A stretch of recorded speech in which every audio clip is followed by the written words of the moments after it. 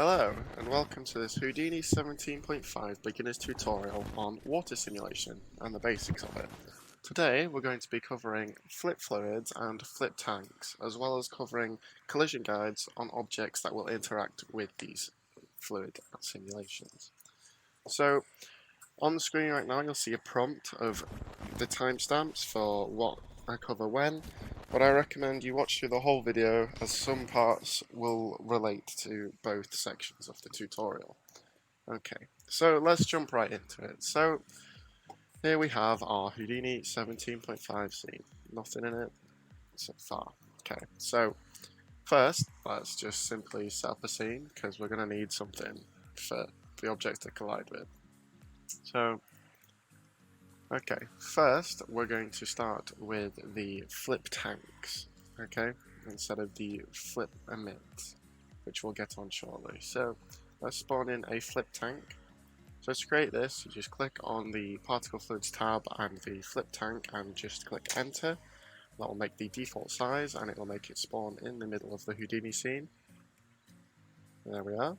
We've got our very basic flip simulation. So if I just go out of this and play through it, you'll notice all the objects in the tank, which are water particles, will move. Doesn't really look like they're doing a whole lot because they're not colliding with anything and not doing anything, and we haven't set the display flag yet to have it so the water actually looks like water, but these are just all the individual little particles you'll basically work with. You can notice they're not very close together. The closer together they are, and the more compact they are, this will mean the better interactions they have. So more splashes, bigger splashes, more waves, that sort of thing. Okay, so we have our flip tank initial here. So what's important about this is this allows you to control the size of the simulation. Also, quick note, which I didn't do there, whenever you're working with a water simulation, or any form of simulation really, whenever you do any changes, make sure you're at frame 1. Otherwise, you saw the bar went orange before. This means that Houdini has to sort of recache all of the things you've done, and it'll make it run really slow.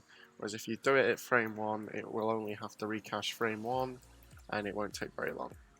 So, as I was mentioning, with the wave tank initial, the flip tank initial, all I do in here is control sort of the size of the simulation. So for this tutorial I'm just going to leave it on the basics because I don't want it to take too long for you guys, so I don't want it to lag. You can also control sort of the grid scale of it here. I'm just going to leave that on normal. Change the size again, like I said, just with the sort of size instead of dragging it. You can change the depth, which I have done before. This will make it deeper. So if you notice now, so it's 0. Oh, it's not making a whole lot of difference, but yeah. So, okay. We don't really touch this tab, the flip tank initial. Like I say, it's mainly just for changing the size of the water simulation.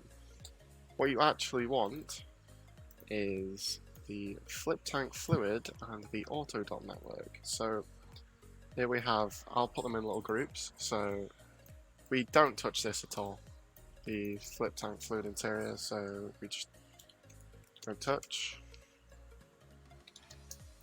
Then we have our initial setup,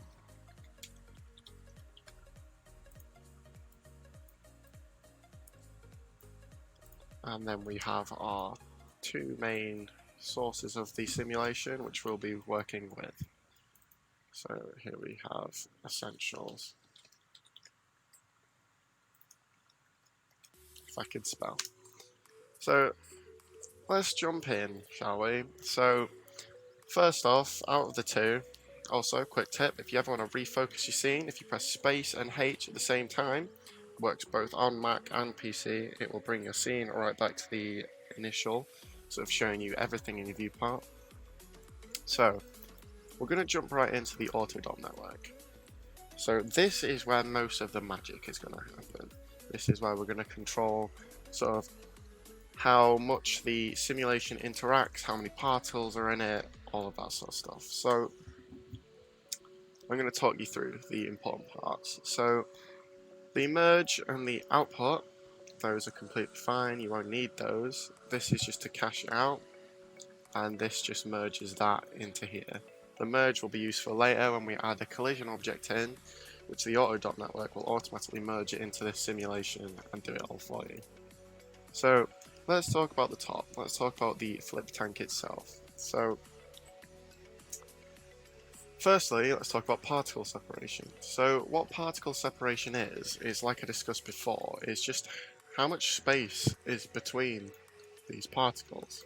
So the lower the particle separation, the more particles will be there, which means a higher res simulation, which will take longer, but it'll also make better results. So for example, it's on 0.075 right now. If I up this to 1, you notice, where are they all gone?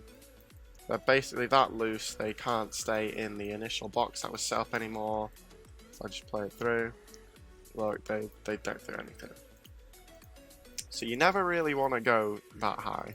So we were on 0.075 before, so we're going to go to 0.05. I think this is a good number to work with for this tutorial, because as you can see, there's quite a few particles there, but there won't be too many, so the simulation will take too long. Okay, so now we've got a healthy amount of particles. Like I said, you can up it. For example, let me show you what 0.01 looks like, which you'll have to cache out. See, that's insane. That is a very high-res simulation, and that'll be something that you're sort of looking for once you know the basics and you have the hardware and software to be able to make it. So, alright, why don't we put it on 0.04? Because we don't want to make it that high res for this example. Okay, so there's another thing here. Yeah, okay. So in the flip tank, all you need to know about is the particle separation. Yeah, that's all you need to know about, that's all I'd worry about. I'm pretty sure we can also spawn in a... So that's this in the collision tab, it's making a bounding box. And we can also visualize the particles on and off. You always want to visualize them on. Somewhere else we can also add in a ground plane, but we will manually do that later. So, here we are. This is the next important step. This is the flip solver for, obviously, the flip simulation. What this does is all we need is the velocity scale, and basically that controls how much your water will react when it collides with something or something moves through it. So for example, the velocity scale is on 1, this is the default.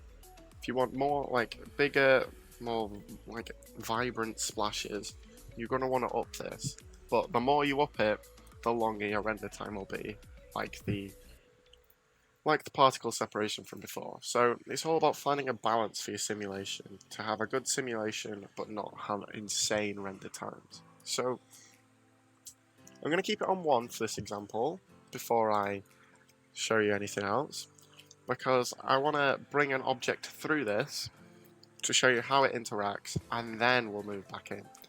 Okay, so we're going to do that before we get onto the flip tank fluid. So for this basic example, I'm going to make a sphere, just hit enter to spawn it in. As you see, it's there. And I'm just going to drag it up here. We're going to make this animation... Oops. We're going to make this animation 2 seconds long. So I'm working at 24 frames per second, as you can see by the markers. So I'm going to hit the keyframe button. This will automatically set the keyframes for translate, rotate, and scale. So if I move to 48, the water's going to have to simulate out, so we'll just give that a quick second.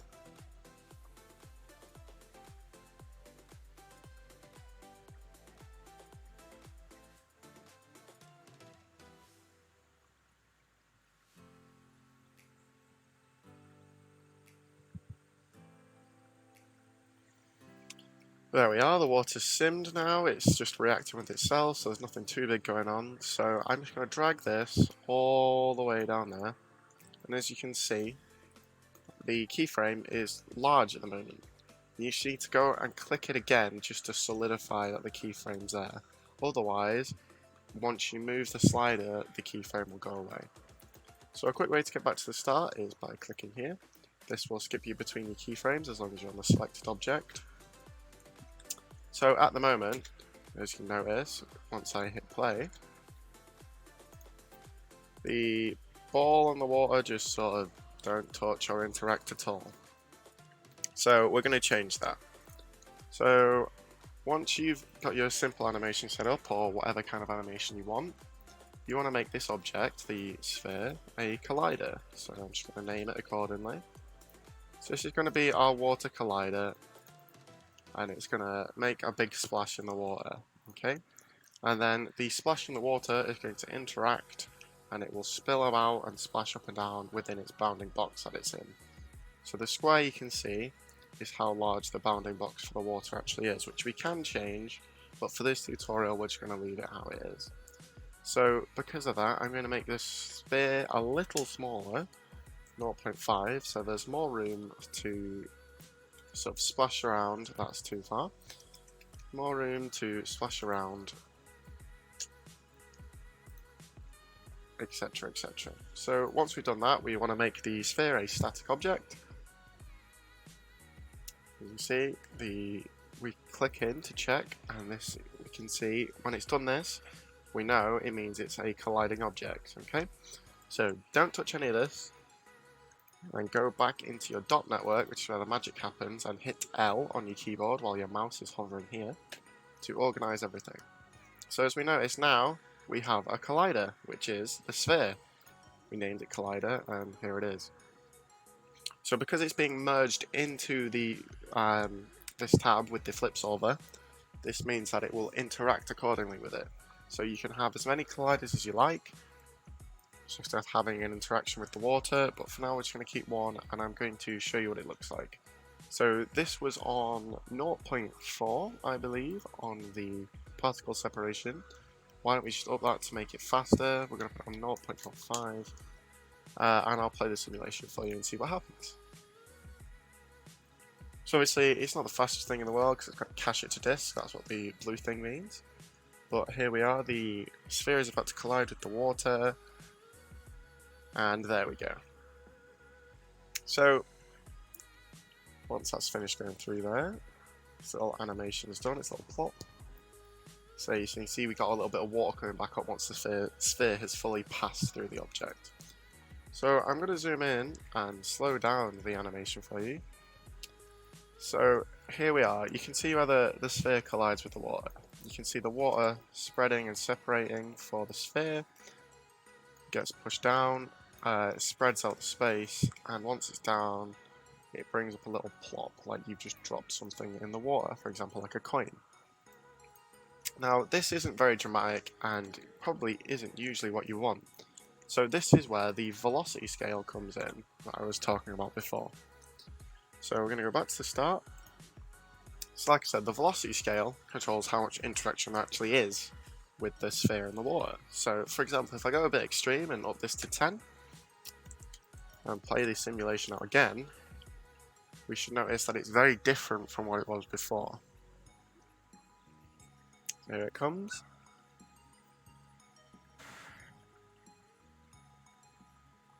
See, look at that. I'll wait for it to get to 48 and then we'll discuss it. Sort of water simulation didn't have enough velocity scale on it to make a big impact. So with the higher one, you've got a big splash that sort of spreads through the whole bounding box and then makes a ripple effect, like you've thrown something into a volume of water in real life with some force instead of just dropping it. So that makes a more dramatic sort of splash, as you can see, and it looks a lot nicer than the other one. It just depends what kind of effect you're going for, and like I said, it's all about finding a balance.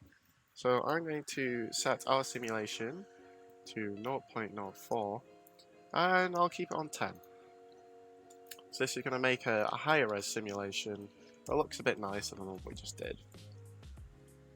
So let's let that go to 48 again, and then we're going to discuss the flip tank fluid. Okay, so welcome back. We've got 50 frames of our new scene simmed out, and it's looking very nice. As you can see, with the larger amount of particles, the simulation itself looks a lot nicer. Like I said, this takes a lot longer compared to having it on a lower particle separation and a lower velocity scale. But for me, this is fine. I don't know, I think we moved something by accident, but yeah, for me this is fine. It looks nice. So we're going to go and sort of figure out how to get this from looking like this to actual water. So what you want to do now is you want to dive into the flip tank fluid, the other section that we saved here, and it's the dot network. What this does is basically caches out the surface, so it reads the data from the dot network, brings it into here, and then displays it for us. So we have two forms of cache. We have a compressed cache, which you only need if you're doing sort of white water simulation or you want to add extra simulation on top. It's a very, very low res version that is just performed in blocky cubes, so it allows you to sort of add effects on top like white water, like foam and things, which can allow you to sort of preview what it looks like. But today we'll be just playing with the surface cache and the particle fluid surface. So let's click into this tab. It will take a minute. This is the high res sort of version. So as you can see, once I've clicked on there, we get a sort of mesh outline of what's happening, what the water would look like once it's rendered. So if you click the display flag onto the particle fluid surface here, it will now display what the water actually looks like. So as you can see, it looks alright, but it's a bit chunky, isn't it? It's a bit sort of doesn't exactly look like water. It's colliding with the sides here, like I said before, because of the bounding box, but it looks a bit jaggedy. So there's two things we can do to change that. Here we have the particle separation tab. This is just a handy little shortcut that allows us to control the particle separation from here instead of having to keep jumping back. And all you have to do for this is right click it and delete the channels, and then you can put in a new amount that you would desire, but we're fine with 0.04. Okay, so we're looking into two separate parts here, the voxel scale and the influence scale. Basically, the voxel scale controls how detailed this simulation is going to look. So the lower it is, the higher res it will be, but again, it will increase the render times that you will go through. And then we're going to talk about the influence scale, which will smooth off, basically, areas of this so it doesn't look as chunky. But the more you smooth off, the more simulation you lose. So let's change our voxel scale down, shall we? So we can see it looks kind of chunky. So we're going to change it to 0.4 and give it a second to cook it and sim out. So as you can see already, this has made a lot of difference. The simulation's a lot smoother, looks a lot more detailed in the splash compared to how chunky it was before.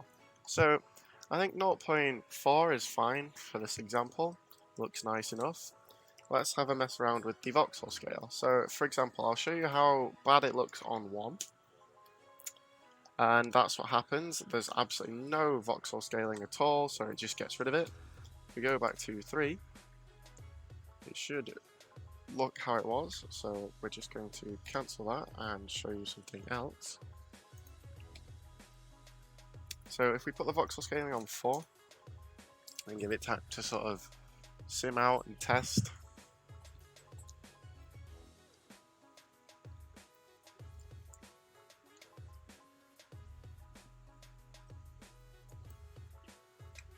Here you are. So you see, it looks a lot smoother. It looks almost like noodles now, but it's a lot smoother. It's interacting in a sort of a smoother way, more like water would.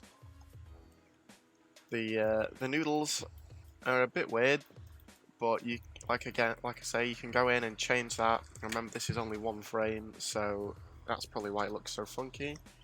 But you can go around and play with your settings, so you have more particle separation, so it doesn't splash like this, or You can change your voxel scale or your influence scale or anything like that. But for this is fine. So once you've got a simulation you're happy with, what you want to do is go down to this one, the surface cache. So basically here, you need to know a couple of things are important. So whatever you do not lose this file extension. So I'm going to control exit, so I could control cut it. This is what you need to cache out the file, otherwise it won't work properly. So let's go and find somewhere to save this. I'll just put this in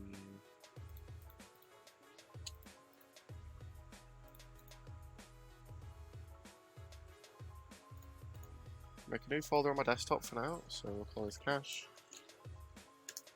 And I'm going to call this test cache. Call it whatever you like so you remember what it is called, but make sure you put that file extension on it. That's very important. So after this, what you want to do is you want to save this to disk and just wait for it to cache out. Basically, what caching it out does is once you're happy with the simulation, it will simulate it all out into a cache, a file cache, and then you can just read that instead of having to simulate it all out over and over again. So it'll lag a lot less. So basically you want to do this once you're at the end of your simulation, you're finished with it, and then you can delete all the sim out and bring this back in, and then there won't be as much lag in your scene, controlling it and messing with it, sort of thing. So I'm going to save this to disk, and I'm only going to do let's just go to 120 frames so it doesn't take ages, and I will meet you back here once this is finished. So okay, so now that the cache is done, we can click here and set the display flag here and click load from disk, and this will instantly cause a increase in your performance as all of the sort of render is cached out. And as you can see, I can just scroll through this up to 120 with no problems. So I'm going to set my new frame range to 120 just to avoid going over. But once this is done, like I said, you basically don't need any of this anymore. So I'm going to do a file save just in case. Just put it on the desktop. We'll call it water cache. Doesn't really matter the name, whatever works for your project. And now I'm coming back into here. So I'm confident that we don't need any of this anymore, and you can either click into it and highlight it all and disable it, like this. This will mean no simulation will happen at all, because it's all disabled. Or you could just delete them all out. The safe way is probably to just disable them all. That way you won't lose any of your data and there's no real worries. So I'm going to delete all this from the sphere object, just so that there's no simulation on it, but we still obviously want it to appear in the scene. So to bring in the cache that you have just made, all you have to do is type in file, click here, and we're just going to call this water cache so we don't get confused. Click into this and then locate your cache. So mine's here, this is where I saved it, to my desktop. Click open. Here it is. Once I play it, still interacts with the ball like it did on the other one, it's just lacking its textures. But do you notice how smooth and fast it plays? Because it's a cache. Yes, it does sort of chug a bit there, but that's probably because I've not set it to a real-time playback. So to do this, all you have to do is go down here and click this, and now it'll play back in real time. And as you notice, it's flowing a lot more smoothly than it was before. Because before it was just trying to speed through the animation as quickly as possible. So you're probably asking yourself now, we've got a simulation, it works, it looks nice, but we've got no textures for it. That's a simple fix. All you have to do is go into Material Palette, and you can either use the basic liquid that was made before, or we can have a mess around with some of the presets in Houdini. So we're going to go with just a normal principled shader, and we're just going to make it blue. There you go. We're going to turn the reflection down a bit. That's what IOR stands for. And I think the rest of it's fine. So once we've done this, you can either go to your file and bring in a material here. Once you've dived into it and plug it in and set it as your display flag. Once you've selected a material here, it will work. So we've got principal shader, as you know, it's just blue. But what I prefer to do is I just prefer to go to the top, click on the render, go to material, and then set it as principal shader. Both ways work, it just depends on how you're working in your scene. If you keep diving into things and working in the subnetwork sort of settings, then I would use the material way I showed you a minute ago. But if like this, you're working just from the outside, the principal shader one works just fine. So let's get it to a nice frame where it's splashing, shall we? That looks kind of nice. And then we'll go into the render view. I'll give you a quick rundown on how to set up some very, very basic render settings. Just ignore that. Because I'm running Houdini Apprentice right now, I can only go to 1280 by 720, but if you're running anything else, so the actual version or Apprentice yourself, you can change, if you're running the actual version, you can change this to 1920 by 1080 or whatever you want it to look like. But here we are, we've got a nice little render of our water simulation here. So there's probably a more dramatic angle we could take. So I'll just give you a quick rundown on how to do this. Okay, so this angle works for me. So I'm going to go lights and cameras. All you do is to make a camera where you're looking, if you control click, or on a Mac command click, it will make a camera right where you're looking. So I won't have to do anything. And if you click lock, this means whenever you move your viewport, your camera will move with it. And if it's unlocked, once you scroll out of it, the camera will stay right there. And then if you want to get back to it, you just click back camera 1. So this is fine. I'm going to set up a little bit of lighting just for this. So we'll set up an environment light. And then we'll go into the render view. You don't want to know. We'll go into the render view and render. So now we've got a camera, so we're going to set the camera to object camera 1. And we're going to mess around with our lighting a bit.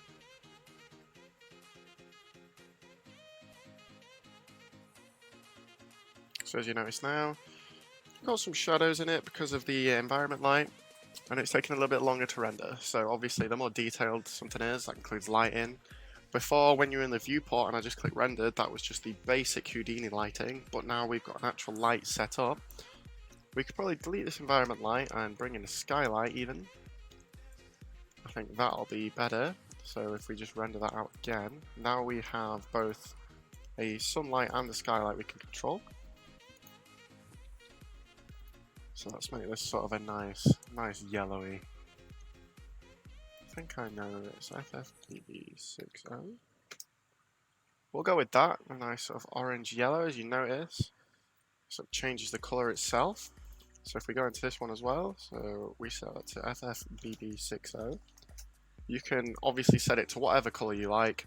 I'm just going with this colour because it's one I know and I'm colourblind, so it's just a colour I've used in my project before this. So as you can see, it looks quite nice. You can mess with the sunlight, so you can make the intensity 10 for example, and make it super overexposed, or intensity 0, super underexposed, it's dead dark. So we'll set that to like 3, not 30. Still quite overexposed, so you just set it to 1, then you can mess with the exposure, so you can have it on minuses.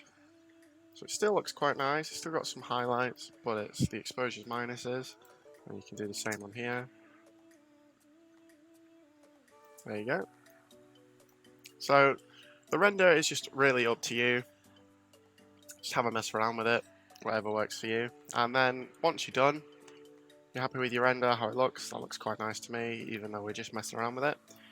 To render it out, all you do is go to out. Again, you want this extension, this $OS. You go to images, rendering. Pixel samples will be how high quality your render actually is. So right now we're just running pixel sample 3.3. Excuse that. But we'll run 4.4. When you change this, it'll change what it looks like rendering here because this is the renderer that we're using. I'll give it another go. It'll take a well, it won't take a lot longer now, but it's definitely going to take longer than before because obviously the pixel sampling is how detailed the render will be. So the higher you put it, the longer your renders are going to take. There you are. It's rendering out. It's not that slow, but it's not that fast either. It says it's going to take about 5 minutes to frame. That's not bad in rendering, especially from one computer. So once you've got it how you're looking, your render settings are all set up. You're going to go back to images, find where you want to save it. We'll go back saving to my desktop, and we'll go images. Make sure you have proper folders set up for all this. Obviously this is just rough. And then we'll put in render is the name, and then make sure you put in the file extension. Otherwise you'll get one file that doesn't work and you need all of the files for the simulation. Click enter. Make sure the right camera is being used. So that's camera 1. That's the one we wanted. And then, yep, just click render and it's done. So that'll render out, and at the start you'll have seen how that's looked. So I'm just going to file save this. And that's the basics for just going over a flip tank. Now I'm going to go cover the where are we? I'm going to cover the emit particle fluids. So, coming back to basic, empty scene, delete that before. You know what, let's just make a file new scene, just so we don't ruin anything. Just give that a moment. Here we go. Right, so for this scene, we are going to need collider objects more than just the sphere we had before. So, let's set up a basic ground plane. So that will bring in a ground plane here, and then it will also set up your dot network, which we've been through before and we know what the merge does. The static solver is all for the ground plane. So we need two more things. So we're going to need an object to emit from, and we're going to want an object to collide with. So we're going to make a box, hit enter, move that up and scale it just for this example. Once you know how to do one form of flip fluid simulation, you basically know how to do it all. But I'm going to cover some collisions in this as well. So, like before with the sphere, we want to make this a static object, and that's set up as a collider now. Before we move away from this, I just want to talk about actual collisions. So, the ground plane collider will be set up all just fine. You don't need to touch that. But when you make actual objects, you make colliders yourself, they can sometimes be very buggy and not have the collisions you think they should have. For example, let's go into the collisions tab of the box object we've just made and click on the collision guide. So if you change your view from the normal smooth shaded to just wireframe, we can see that the blue wireframe is actually the collisions of the object. Now, to me, that doesn't look like a rectangle. Basically, colliding objects usually have their sort of parameters set a little smaller, so they aren't exactly what they're supposed to be. So for this, all you need to do is mess with the division size and then offset the surface.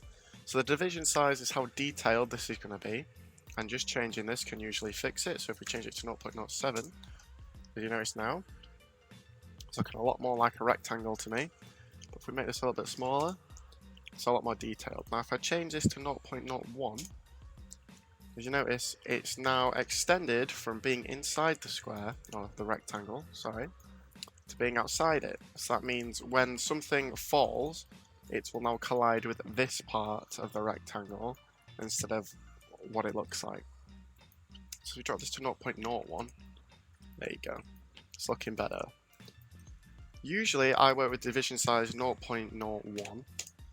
There you go. Because it usually works and looks like this, very detailed. But you've got to remember, the more detail you have on your collision, the longer your render times are going to be, because there's more to simulate, because there's more to collide with. But that's all. So when you make a collision object, just come into your dot network, click into it, make sure you turn on the collision guide, otherwise you can't see it. For ease of access, I'd turn on wireframe, but you can still do it from smooth shaded, as you can see. Then basically just set your division size to 0.01 or anything you think that works, and then just offset your surface a little bit if you need to. And it's as simple as that. Okay, moving on to setting up the emitter. Let's grab a small sphere and just drag it above the rectangle we set up before. This is pretty simple. Again, it's a lot similar to the flip tank fluid we just did. All you have to do is click on the object, make sure it's selected, and then click into your particle fluids and emit particle fluids. Then just hit enter and give that a moment to simulate. And here we go. As you can see, there's already water particles in here. So they will fall and collide with this box and the surface. So I'm just going to organize this by pressing L. I'm going to go back into my box and turn off the collision guide because I don't want to see that anymore. Hit L again. So like I said before, we don't need the ground plane right now. We've got that set up. Sphere's the emitter. We don't need to touch that. That's the collider. We don't need to touch that. We just need these. Don't even need that. My apologies. So all we need again is the particle fluid and the dot network. So here we have exactly the same setup as before, so we'll get onto this last. But here, it's very, very similar. So don't even bother touching this. All this is used for is turning the activation on and off. So you can keyframe in your animation sort of emitting particles, which for this example I will do. So if you right click on something and click set keyframe, there's one. So if I go to a second, it's going to simulate out, but it should be very simple. And we turn this to 0, and then click the keyframe button, go to 48, and turn it back on.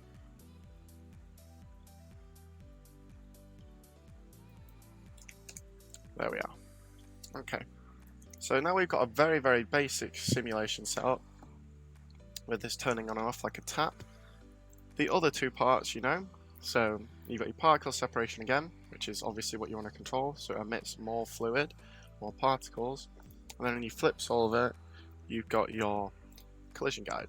So arguably the collision guide is more important in this one because you want to control how sort of good it looks colliding with the square, don't you really?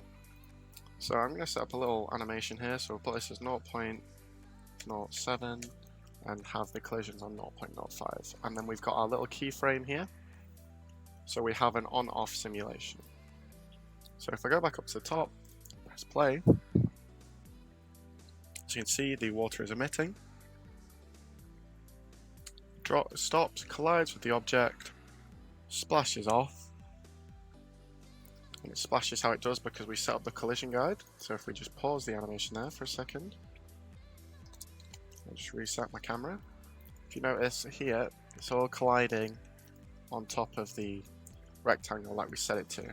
If we hadn't set the rectangle up like that, all of these particles would essentially just fall straight through the rectangle.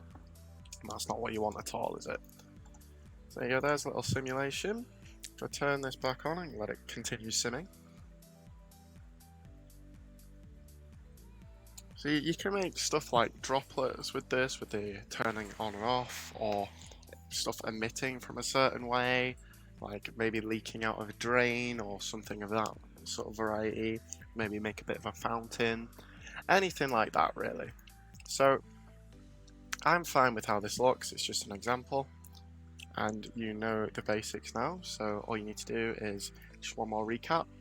This is the activation in the source surface from sphere, so that's the emitter. That's just to turn it on and off. You've got your particle separation, which controls how many particles are emitted. It's just how many particles are emitted, so how detailed it'll be. Then you've got your velocity scale, which is how sort of detailed the interactions with the water will be, as we can see here. If I turn this down to 1, for example, it will not look like this at all. Let's go back to the beginning. It will load a lot faster because obviously it's not as detailed, but it should just run off. Yeah, you see it's not as extravagant as it was before. But maybe sometimes you don't want that. This works nice as a little water droplet, that one. Okay, so that's that covered. Once again, you want to go into your particle fluid, and now we want to set up how it actually looks. So go turn that on. Give it a moment. So this is how it's going to look.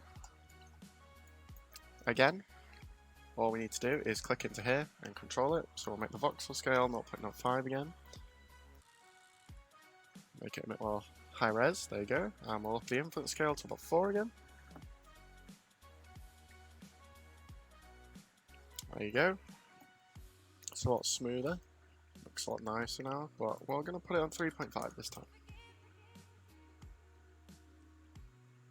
Once that's all done, you just need to cache it out again, which we will do. So I'm just going to delete the keyframes and set it to 120 again, because 240 frames is way too many for this little example. And I will rejoin you in a second once this is cached out. Remember that this is important. If you're going to save stuff in the same place, like I'm going to save it to cache, do not name them the same thing, because you'll start to get confused. So I'm going to call this splash cache, and then have the extension. Okay, so I'm going to let that render out. Once your cache is finished making, as you can see here, we've got the whole thing. Again, you want to just disable everything else, so there's no simulations going on. So we'll need the ground plane sphere in the box, but this can go.